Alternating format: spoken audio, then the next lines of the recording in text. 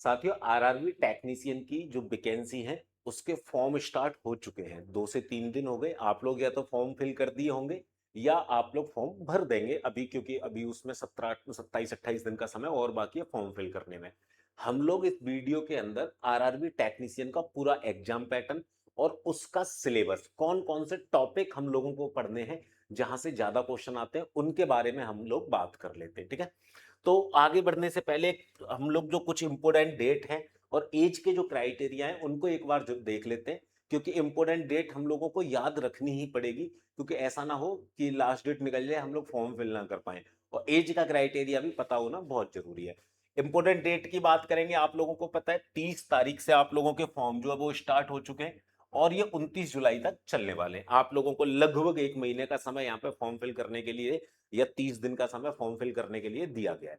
सबसे ज्यादा जो बच्चों को प्रॉब्लम हो रही है वो हो रही है एज के क्राइटेरिया के अंदर। ठीक है। मेरी हर वीडियो पे आप लोगों को कुछ ना कुछ डेट ऑफ बर्थ कमेंट के अंदर मिल जाएगी कि सर ये मेरी डेट ऑफ बर्थ है, क्या मैं फॉर्म फिल कर सकता हूं या मैं फॉर्म फिल कर सकती हूँ।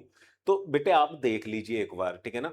मैं आप लोगों को बात करूं ग्रेड थर्ड की। ठीक है। ग्रेड थर्ड की अगर मैं बात करता हूं तो आपका सबसे पहली बात, चाहे आप किसी भी कैटेगरी में क्यों ना हो, आप 1 जुलाई 2008 से पहले पैदा हुए होने चाहिए। ये चीज आप लोग ध्यान रखिएगा।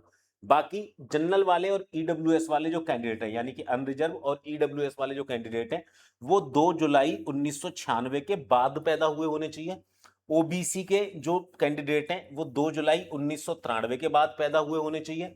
एससी और एसटी के जो कैंडिडेट हैं वो 2 जुलाई 1991 के बाद में पैदा होने चाहिए। अगर आप एज के इन क्राइटेरिया के बीच में आते हो तो आप लोग ग्रेड थर्ड का फॉर्म फिल कर सकते हो। ये ग्रेड फर्स्ट का है जो आप लोगों को इसके ऊपर लिखा हुआ है, ये वाला। ठीक है। अब बात कर लेते हैं हम लोग सिलेबस की और एग्जाम पैटर्न की, कि हम लोगों को क्या क्या पढ़ना है, किस किस सब्जेक्ट से हमको कितने कितने क्वेश्चन देखने के लिए मिलेंगे। उससे पहले एक छोटी सी इंफॉर्मेशन मैं आप लोगों को दे दूं कि आरआरबी टेक्नीशियन का जो बैच है, विजय बैच, एग्जाम विधि ने लॉन्च कर दिया है, जिसको आप लोग ज्वाइन कर सकते हैं केवल और केवल 99 रुपए के अंदर। एक कूपन कोड और बता देता हूं, AJJ कैपिटल लेटर के अंदर कूपन कोड अप्लाई अगर आप लोग बैच ज्वाइन करते समय करेंगे तो आप लोगों को 99 पर भी 15% का डिस्काउंट मिल जाएगा। ठीक है। आप बोलेंगे सर ये इतना कम अमाउंट का बैच है तो बैच ऐसा तो नहीं बैच में कुछ हमें खास मिले ना। बेटे मैं आप लोगों को बताता हूँ, इस बैच के अंदर हर सब्जेक्ट की live class, recorded class, practice class, doubt class, revision class के साथ साथ आपको test series, notes, DPP, PDF, e book, handwritten notes, सारी की सारी सुविधाएं, सारी की सारी फैसिलिटी या सारा का सारा स्टडी मटेरियल जो आपके सिलेक्शन को करवाए, जो आपको सिलेक्शन के और नजदीक ले जाए, सब कुछ इस बैच के अंदर आप लोगों को प्रोवाइड होने वाला है। ठीक है। बाकी अगर मैं बात करूं कि भैया इसका एग्जाम पैटर्न किस तरीके से रहने वाला है, देखिए मैं आपको बताता हूं कि आपको 100 क्वेश्चन यहां पे मिलने वाले सारे सब्जेक्ट से। ठीक है ना। जिसके लिए आप लोगों को 90 मिनट का समय दिया जाएगा। 90 मिनट में आप लोगों को 100 क्वेश्चन सॉल्व करने पड़ेंगे। ठीक है ना। या यूं बोल लें कि आपके पेपर में 100 क्वेश्चन आएंगे जिसको सॉल्व करने के लिए 90 मिनट का समय आप लोगों को दिया जाएगा। ठीक है। और अगर आपका कोई प्रश्न गलत हो जाता है तो आप लोगों का 1/3 का नेगेटिव मार्किंग यहां पे क्लियरली बोला गया है कि आप लोगों का 1/3 का नेगेटिव मार्किंग यहां पे किया जाएगा। मतलब अगर आपके 3 क्वेश्चन गलत होते तो आपका 1 अंक काट लिया जाएगा। किस सब्जेक्ट से कितने क्वेश्चन आएंगे अगर आप लोग इस पे बात करना चाहें तो भाई आप लोगों को मैथमेटिक्स से, ठीक है ना, आपको 25 क्वेश्चन मिलने वाले हैं और 25 ही नंबर के रहेंगे, क्योंकि मैंने बोला था कि हर एक क्वेश्चन कितने नंबर का रहने वाला है, 1 नंबर का रहने वाला है। ठीक है। आपको रीजनिंग से भी 25 क्वेश्चन मिलेंगे। ठीक है। आपको साइंस से 40 क्वेश्चन मिलने वाले हैं, क्योंकि वैकेंसी का नाम ही टेक्नीशियन है तो यहां पे साइंस का थोड़ा सा वर्डन रहेगा। 40 क्वेश्चन यहां पे मिलने वाले हैं। जनरल अवेयरनेस से आपको केवल और केवल 10 क्वेश्चन यहां पे मिलेंगे। ठीक है। टॉपिक वाइज पूरा देखना चाहो कि सब्जेक्ट में किस सब्जेक्ट में कौन से टॉपिक आप लोगों को पढ़ने पड़ेंगे, तो देखिए मैथ के अंदर जो टॉपिक है उनमें दे रखा है number system, BODMAS, decimal, fraction, LCM, HCF, ratio and proportion. ठीक है ना। Percentage, mensuration, time and work, time and distance, simple and compound interest. ठीक है ना। प्रॉफिट एंड लॉस हो गया, अलजेब्रा हो गया, ज्योमेट्री हो गई, त्रिकोणोमेट्री हो गई, एलिमेंट्री स्टैटिक्स हो गई, स्क्वायर रूट हो गई, एज कैलकुलेशन हो गया, कैलेंडर क्लॉक। वैसे ये रीजनिंग के टॉपिक होते हैं बट इनको मैथ के अंदर दे देते हैं, पढ़ाई रीजनिंग के अंदर जाते हैं। ठीक है ना। पाइप एंड सिस्टम हो गया। ठीक है। रीजनिंग के टॉपिक की आप लोग बात करेंगे तो अनालॉजी हो गया, अल्फाबेटिकल नंबर सीरीज हो गया, कोडिंग एंड डिकोडिंग हो गया, मैथमेटिकल ऑपरेशन हो गया, रिलेशनशिप हो गया, सिलॉक्स हो गया, जंबलिंग हो गया, बेन डायग्राम हो गया, डाटा इंटरप्रिटेशन एंड सफिशियंसी हो गया, ठीक है ना, डाटा सफिशियंसी के भी कई बार क्वेश्चन आते हैं, ठीक है।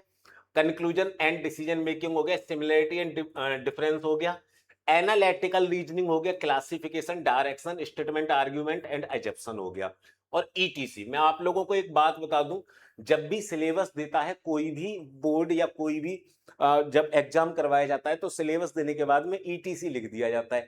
ईटीसी मतलब बाकी मतलब बचे हुए, ठीक है ना, उस तरीके से। तो ईटीसी में जैसे कोई क्वेश्चन ऐसा आ गया, आप बोले जो टॉपिक सिलेबस के अंदर नहीं दे रखे, वहां से क्वेश्चन आ गया, आप वहां पे बोलना चाहो, ठीक है ना, आप ऑब्जेक्शन करना चाहो कि भाई ये तो आपने सिलेबस के अंदर दे ही नहीं रखा था, तो भैया वो ईटीसी में चला जाता है कि भैया हमने बोला था कि अन्य, ठीक है ना, तो अन्य में वो आ जाते हैं। तो मतलब पूरा मैथ, पूरा रीजनिंग आप लोगों को पढ़ना ही पढ़ना है, ठीक है ना। साइंस का जैसा कि मैंने बताया 40 क्वेश्चन यहाँ पे मिलने वाले हैं, तो 40 क्वेश्चन मिलने वाले हैं, इसका मतलब ये नहीं कि साइंस टफ आने वाला है, बट साइंस का रोल जो है वो ज्यादा रहने वाला है। साइंस में आएगा वही, फिजिक्स से क्वेश्चन आप लोगों को देखने के लिए मिलेंगे, ठीक है ना, केमिस्ट्री से देखने के लिए मिलेंगे, और लाइफ साइंस से। और ये जो क्वेश्चन रहेंगे आप लोगों के 10th स्टैंडर्ड के रहेंगे, ठीक है ना। आप एनसीईआरटी को पकड़ के अगर चलेंगे तो सारी चीजें सॉर्ट आउट हो जाएंगी फिजिक्स, केमिस्ट्री और लाइफ साइंस के लिए, ठीक है ना। बाकी हमारे टीचर्स आप लोगों को पढ़ाएंगे, प्रैक्टिस कराएंगे, प्रीवियस के पेपर्स लगवाएंगे, तो उसमें सारी चीजें सॉल्व हो जाएंगी, कोई दिक्कत वाली बात नहीं आएगी, ठीक है। जनरल अवेयरनेस के अंदर देखिए मैं बताऊं 10 क्वेश्चन आप लोगों को दे रखे, ठीक है ना, 10 क्वेश्चन आप लोगों से पूछे जाने। तो आप लोगों को जीके को इतना डीप जाके पढ़ने की जरूरत नहीं है। करंट के जो इवेंट हैं उन्हीं से रिलेटेड क्वेश्चन पूछ ले जाएंगे। जैसे आप लोग बोले कि सर यहाँ पे तो पॉलिटी भी हमको सब्जेक्ट में दे रखा है कि पॉलिटी से भी क्वेश्चन पूछे जाएंगे, बट पॉलिटी से वो क्वेश्चन पूछे जाएंगे जो करंट में रहे होंगे, ठीक है ना। जैसे मान लीजिए आपके एग्जाम के दौरान कहीं पर राज्यसभा के चुनाव चल रहे हैं तो राज्यसभा से रिलेटेड क्वेश्चन पूछ लिया, या लोकसभा के चुनाव चल रहे हैं तो लोकसभा से रिलेटेड क्वेश्चन पूछ लिया। मतलब ज्योग्राफी का है, कहीं पर कोई चेंज हुआ है, किसी चीज को लेके कहीं पे झगड़ा चल रहा है तो ज्योग्राफी में उससे रिलेटेड क्वेश्चन पूछ लिया। करंट इवेंट जो चल रहे होंगे पिछले एक साल से, मतलब अब से लेके जब तक आपका एग्जाम होगा तब तक, उनसे ही रिलेटेड क्वेश्चन यहाँ पे पूछा जाएगा। फिर भी अगर देखना चाहे कौन से टॉपिक दे रखे, साइंस एंड टेक्नोलॉजी, कोई अपडेट होता है, ठीक है ना, उसमें पूछ लिया जाएगा। क्लियर बोला है उन्होंने, ऑन करंट अफेयर इन, ठीक है ना, science and technology, sports, culture, personalities, economics, polity and any other subject of importance, ठीक है ना। मतलब ये है कि आपका इन 10 क्वेश्चन के थ्रू वो ये जानना चाहेंगे कि आप अपने आसपास की दुनिया में जो भी चीजें चल रही हैं, ठीक है ना, चाहे वो साइंस एंड टेक्नोलॉजी से रिलेटेड हो, चाहे आप लोगों की किसी इवेंट से रिलेटेड हो, किसी पर्सनैलिटी से रिलेटेड हो, कि कौन व्यक्ति क्या बन गया है, ठीक है ना, उससे रिलेटेड हो, या पॉलिटिक्स से रिलेटेड हो, इकोनॉमिक्स से रिलेटेड हो, उन सबसे करंट अफेयर के क्वेश्चन पूछे जाएंगे। आपको डीप जाने की जरूरत वहां पे नहीं है कि आपको ये नहीं बताना कि 1857 के युद्ध में किस किसने लड़ाई करी थी। इस तरीके के क्वेश्चन आप लोगों से यहाँ पे नहीं पूछे जाएंगे, ये चीज आप लोग ध्यान रखिएगा। तो ये आप लोगों का रहने वाला है एग्जाम पैटर्न। लास्ट में जाते जाते फिर एक बार मैं आप लोगों को बता दूं कि एग्जाम विधि का आरआरबी टेक्नीशियन का जो विजयी बैच है, आप लोग ज्वाइन करें 99 रुपीज के अंदर। कूपन कोड भी मैंने आप लोगों को बता दिया है कि अगर एजेजे कूपन कोड लगाएंगे तो आप लोग इसमें 15% का डिस्काउंट पा पाएंगे, ठीक है। ये बैच बेटे स्टार्ट हो चुका है, मैं आपको बता दूं 3 से 4 दिन इस बैच को स्टार्ट हुए हो चुके हैं। तो अगर आप डेमो देखना चाहें तो बैच में परचेज करने से पहले ही डेमो का ऑप्शन आता है, आप वहां पे डेमो भी देख सकते हैं। डेमो देखने के बाद ही आप उसको परवाई करिएगा, ठीक है ना। ये चीज आप लोग ध्यान रखिएगा। बाकी इस चैनल को सब्सक्राइब करके जाइएगा, और आरआरबी टेक्नीशियन या रेलवे की किसी भी वैकेंसी से रिलेटेड जो भी समस्या आप लोगों को आ रही है कमेंट करके मुझे बताइएगा, मैं उसके सॉल्यूशन की वीडियो आप लोगों को बना के प्रोवाइड करवा दूंगा। बाकी मैं मिलूंगा किसी नए इवेंट के अंदर, तब तक के लिए जय हिंद, जय भारत।